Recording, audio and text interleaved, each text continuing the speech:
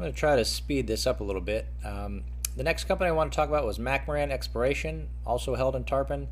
Mack Brown's a good example of a catalyst, a company with a catalyst, and really there are two. The first, in Mack Brown's case, is that they are in the late stages of testing what could be a Godzilla elephant of a natural gas discovery just off the coast of Louisiana. The second catalyst is really that natural gas pricing right now is at about a 10-year low. So when those prices recover, that will be another wind in Mack Brown sales. No telling when they're going to recover, but things are cheap there for good reason.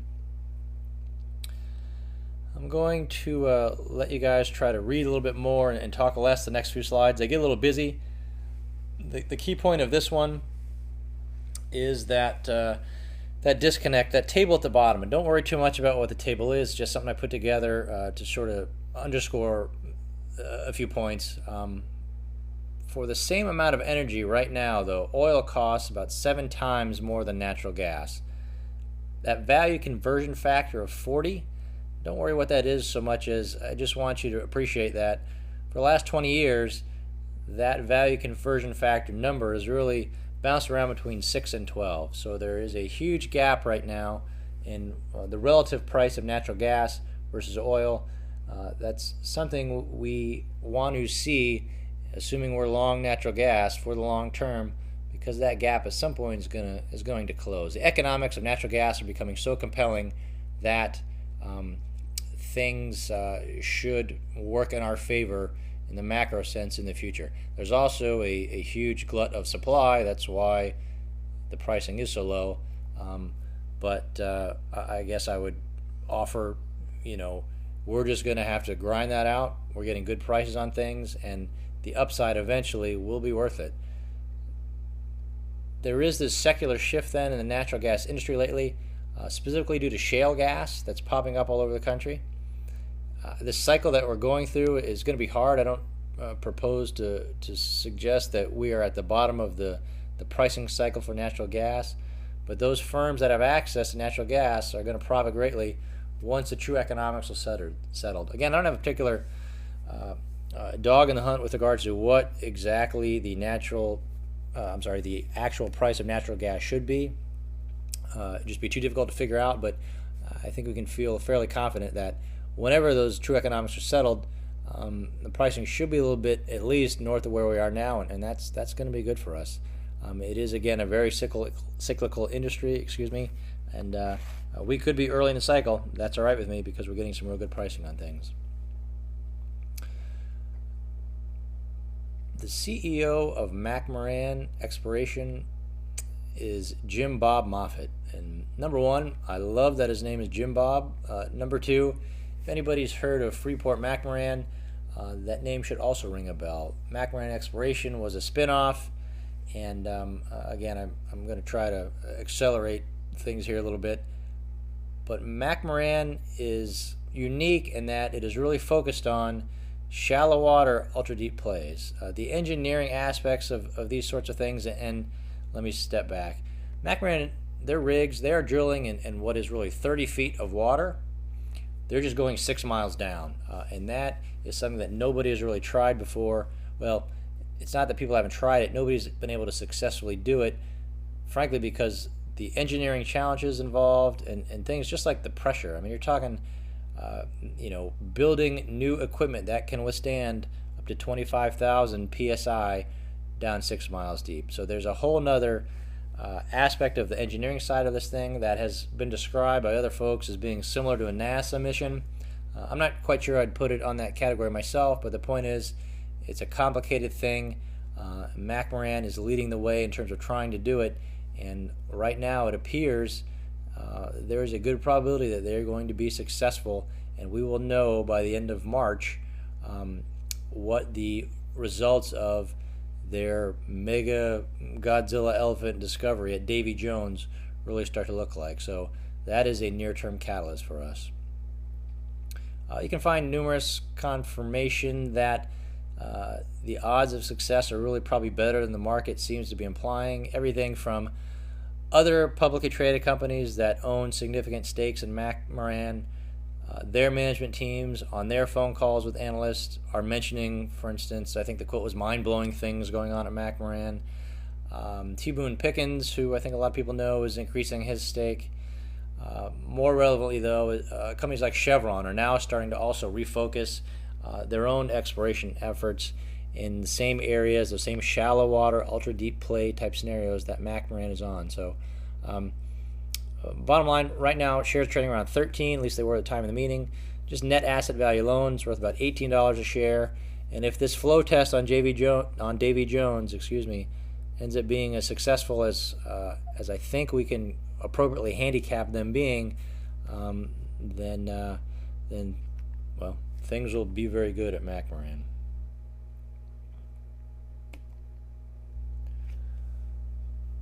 I'll let you guys read this just as quickly as I can put it up there. First Marblehead is also something we've owned in Tarpon for a little while now. This is more an example of a deep value investment. I point out there, they're in the business technically of doing private student loans.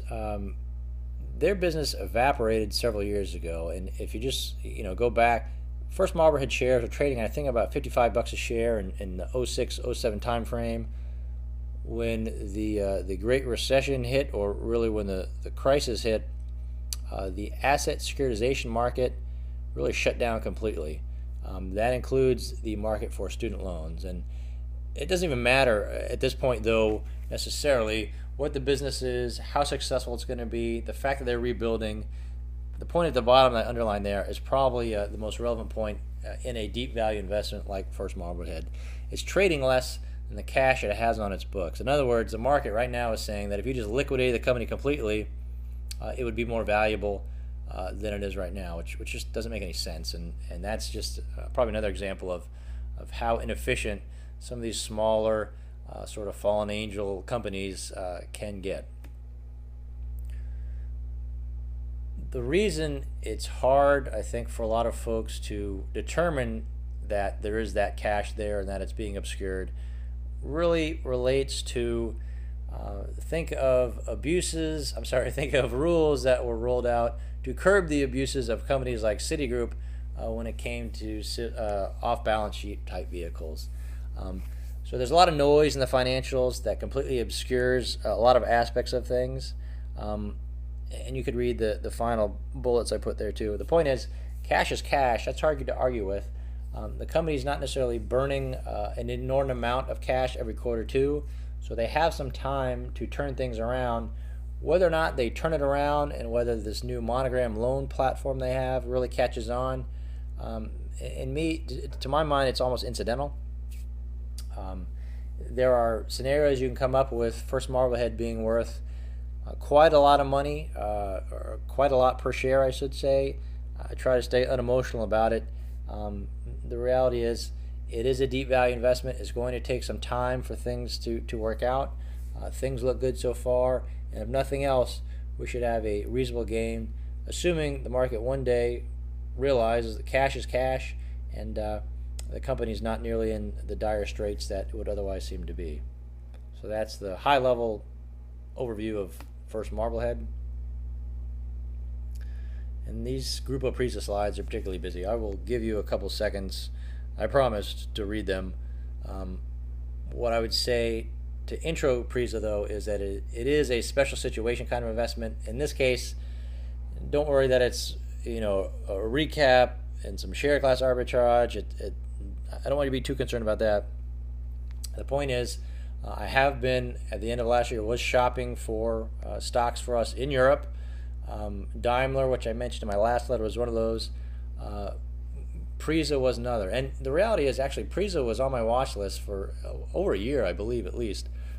So it was just one of those. Felt like I did some work on it way back when. I could see, it was no surprise that a lot of companies' share prices in Europe have been getting hammered. And in Prisa's case, it was a case of really just sort of getting up to speed on what's been happening since I last took a hard look at them, and then really kind of waiting. I am focused, again, I'll try to speed this up a little bit, on the B shares, though, the non-voting, cumulative, convertible, preferred shares in Tarpon. And here is why I'm focused on the B shares. those shares have an annual dividend of around $1 per share. Again, not guaranteed that they will pay it out every year, but if they don't, and as long as the company doesn't go bankrupt, which it won't, then you will get it eventually. It is cumulative. If you consider that we bought at $4 per share, that's about a 25% yield right there. And more to the point, we're protected from loss via the conversion aspect of those B shares, and it gets a little bit wonky. What I would say at a high level though is if those A shares, are at less than $11 per share in June of 2014, then B holders like us are going to get a significant stock and cash kicker. Apologies, it's getting a little bit late and I'm getting a little bit loopy, but I hope that came through okay. The point being, we will earn about 75% in income by June 2014, plus a likely double in stock price. And that's probably a little bit too casual, the likely double in stock price. I think you can value Prisa fairly easily with conservative assumptions and put that price in the neighborhood of at least $10 a share. So implicit in that final bullet is that assumption that the gap is going to close. But it is a fairly unique situation that was only really available to us because of all the angst and the concern about Europe. And specifically, nobody wants to own a company like Prisa that focuses almost, the core of its business is in Spain and Portugal. People just want nothing to do with it. And I feel like if you're paying attention and are willing to really step up when others aren't, there are deals like this out there. So Prisa, another good example of a special situation type investment. Overlay that with the fact that things in Europe are fairly cheap. That's good for us as things go on. The last company I want to talk about is Daimler. This is more sort of the standard late Warren Buffett type stock. We are just simply being greedy when others are fearful. Daimler is the company that owns Mercedes-Benz. It is really one of the premier global luxury brands out there.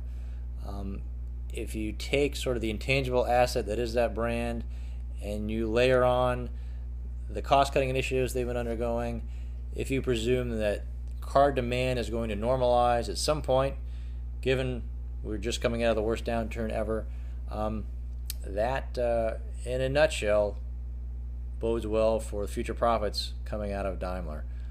Another aspect to the investment case is companies like Daimler have high operating leverage, a lot of fixed costs. If you're on the wrong side of that, that's a bad thing. And more specifically, a company with high operating leverage, a small increase in revenues can lead to a large increase in profit, and vice versa on the decline side. So it is a good thing coming out of the cycle. We are unequivocally coming out of that. And in a nutshell, in a very simplified high level, that's the case for Daimler. We had seen about a 58, close to 60% return in just the few months we've owned it. Bought it right around $40 per share in the chaos of last December. Right around $63 right now, or at least it was at the annual meeting. I think shares are worth 90, so we still have a ways to go to reach fair value. It's certainly not going to continue to appreciate the next few months like it has in the past. We're not the only ones seeing companies like Daimler out there, but great company, got it at a great price, and again, sort of underscores the idea of going to where the blood is on the streets, as they say, and doing our investing there. So Daimler is also in the portfolio, and excited about that. Not necessarily going to go over Gecko too much. Again, it's 10 to 15% of the assets at the firm. Simply don't have a lot of investors in it, but here is what we do own. You can kind of see some consistent themes, I guess. I've got some telecom companies in there. I feel very familiar with those, comfortable with those. Some financials, a couple of mortgage REITs, which I would, just caution you need to be extremely careful with. Although we've had Hatteras for a while, and Penny Mac, I'm going to probably keep them on a very short leash when it comes time for interest rates to start rising. Whole nother discussion. couple of Europe companies in there as well. We've had those for years. I didn't buy any of those in this most recent chaos last year. So that's kind of a snapshot. The big thing that I'll talk more about in a second is MLPs, the Master Limited Partnerships. Own 5 of those now. Owned 6 originally. 1 got acquired. I will talk to those in a second. And solar capital has nothing to do with solar power. Don't be misled. Solar is actually a business development company. They basically sell debt to sort of mid-market companies that need financing to grow. So that's Gecko in a nutshell. A couple of things I did want to talk about in Gecko more specifically. MLPs, Master Limited Partnerships. These are partnerships that trade like stocks, and you can read it just as well as I can read it to you. There are some fairly attractive attributes of MLPs just in the structure themselves. Specifically, they enable you to defer taxes on the bulk of the income you might earn. So in that sense, they are a fairly good tax shelter. Although that's not why they're in the portfolio, but the fact that they are, I think, something you can be pleased about. Again, it gets a little bit wonky. MLPs distribute not only cash as income to investors like us, but also really sort of paper write-offs that represent the depreciation on the assets they have. So the point is, investors, we're only paying current taxes on the income that exceeds that depreciation. The rest of it, which can be 80% or more of that total distribution, really serves to reduce our cost basis from an accounting perspective, and that's only taxed when the investment is eventually sold. So, and in comparison, to be clear, regular dividends are taxed in the year they're received, currently at a rate of about 15%. That may be going up at the end of this year, but the point is, there are some good attributes of it, assuming you're a long-term investor in MLPs. That said, I only allow taxable accounts to invest in Gecko. Can't have any tax-deferred or IRA money, and that's really because of that item in quotes there. Unrelatable business tax income. If you own things like MLPs in a tax-deferred account, it really can just create a hassle come tax time. You might have to file additional tax returns, make extra payments, so we're just avoiding it. There are less than 100 MLPs in general that are out there. If you add them up all together, the capitalizations of all of them, they're still less than the size, all 100 of them, than single ExxonMobil. So they're still fairly, small in that sense. I would tell you that I prefer midstream operators when it comes to MLPs, and I probably didn't even define that yet. MLPs, the ones that we own, are strictly involved with the transportation of oil and or natural gas. These are pipeline companies, in other words. They're really, at a high level, just toll collectors. They have long-term contracts. Their revenues do not depend on the underlying commodity, so we're not seeing fluctuations in the revenues of these companies based on whatever the price of natural gas or oil happens to be doing. And they have economic moats. The economics of the pipeline business are really pretty attractive in that if you build a pipeline through a particular area, the disincentive for another one to come in alongside you is very high. It makes no sense from an operational standpoint to try to build one pipeline right along another. It's just simply not going to work, and I guess I'd sort of leave it at that. The other reason I like MLPs is that there are 3 levers to grow these businesses. What are called drop downs. Basically, you have a friendly parent company that decides to contribute some income generating assets, for instance, to an MLP, and then also benefit from future cash distributions.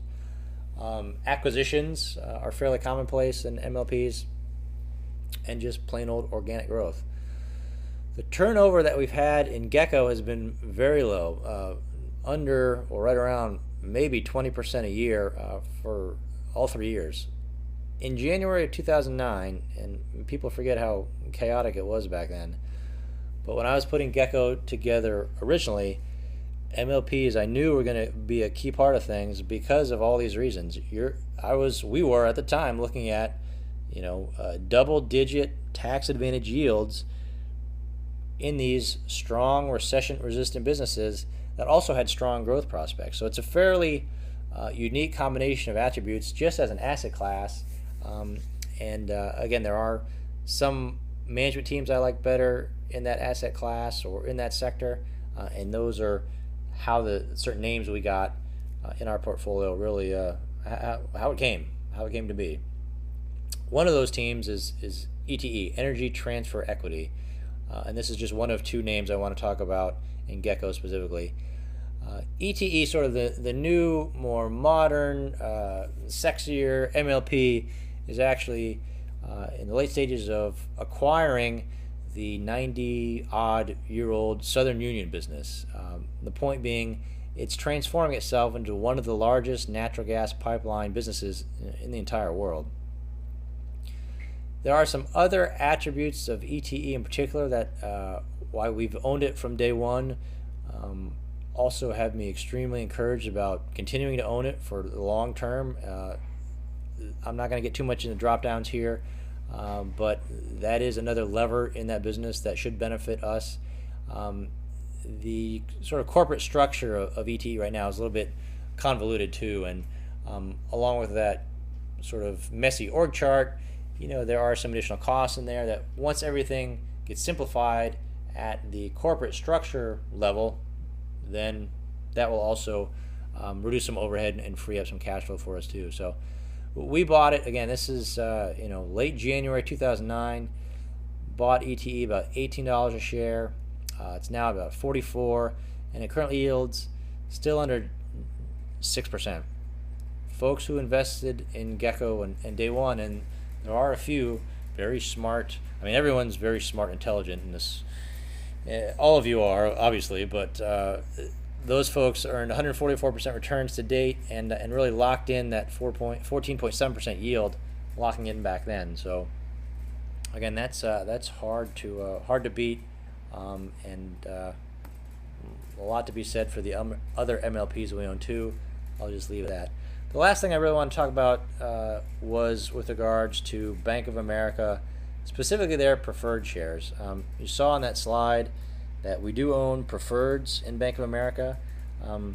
Bought them right around, I believe it was August 9th. You can see Gecko bought right there. Yield was about 9.2%. I thought it was very satisfying to my ego, and I guess also a little interesting for you guys that the man himself, Warren Buffett, bought his own preferred Bank of America shares. It was on August 25th, I believe. He got a 6% yield, so we got 9.2, and never mind that he got 700 million warrants with his deal. I guess it was kind of a good positive confirmation that for a long-term investor, we're at least thinking about things the right way in all the chaos that ensued Q3 and Q4 of last year. Somebody actually sent this to me, which I thought was kind of neat. This is from a Bloomberg article, and it relates to the Bank of America preferreds. When asked if the Bank of America CEO gave Buffett a special deal that was unavailable to small investors, Warren Buffett's reply was basically this: "You could have gone out the day before we bought it and gotten a 9% yield yourself," Buffett said. To which I would say, why, yes, you could have. And we did. So in a tough year, that was a small positive shining light, I guess, in that sense. So we beat Buffett to it, and never mind those 700 million warrants. At this point in the presentation, at the annual meeting, I basically stopped, sort of opened it up for questions. Had a number of questions. I'm not going to necessarily repeat them all here. I do want to incentivize everybody to try to come to the annual meeting, and if it's just to ask questions, and then that's okay with me too. Some of the questions that came up were with regards to Sprint's relationship with Clearwire. Talked about that a little bit. Somebody asked about Facebook, to which my response is stay away. Long story short is, if they come public and they appear like they're going to, trading at about 100 times earnings, then you just don't want anything to do with them, no matter how much you might like going on and poking each other or whatever people do on Facebook. I had a question about the the for-profit education sector, which I don't do a whole lot in. Question about what happened to Contango. We did own Contango for a few years there. Got reasonably close to what I thought its fair value was. There's still a gap when I actually sold it, but then it became an opportunity cost issue. I felt like the time I sold Contango, there were other companies just as good that were trading at bigger discounts, and that often is the reason I sell things. The opportunity cost of holding them becomes too great when you look at some of the other options out there. And still a big fan of Ken Peek. Still sort of keep a loose eye on what's going on at Contango. Would not mind at all if we saw it in the portfolio again, but it is not in there right now. The other questions we got. I got dinged a little bit because somebody who owned Apple took great joy in pointing out to me. Last year's meeting, I had a little thing where I sort of compared and contrasted Google versus Apple. We owned Google for really since day one in Tarpon, and I, of course, wanted to explain why I like Google independent valuations more than Apple. I did actually end up selling our Google shares late last summer, early fall, and all that chaos. And the reason I sold them again was the opportunity cost. As much as I love that company, probably fell in love with them, still admire those guys a lot. The reality is the potential returns we would have seen were just not as great in Google as they were in some of the other companies I was looking at. So what I told people at the meeting was, that's a good indication of how crazy things got in the market last year, is that even I sold my Google shares, and that may be relevant or underscore something, I guess. So a handful of other questions in there. I probably missed a few, but those are the ones that I could at least remember long enough to write down afterwards for the purposes of this slideshow. The one thing I guess I would sort of talk a little bit about in more detail now, excuse me, is really the political aspect, or sort of the political risks related to the economy in general. I'm a fairly apolitical guy. I tend to think of things in a financial geek only viewpoint, so take that all into consideration. I do think there's a couple aspects of that question, though, that I talked about that night that are worth repeating now. The first is probably the more obvious one, which is the deficit, the U.S. government fiscal deficit. And what I said at the meeting that night was something along these lines. The problem is not so much where we are right now, but it is where we are going. There seems to be a complete inability of anybody, both parties inside the Beltway, to basically do simple math. There is no getting out of this deficit issue without doing two things, without increasing revenues or raising taxes and cutting services. It simply can't be done. Again, that's not a political statement. It's just the math of how it works.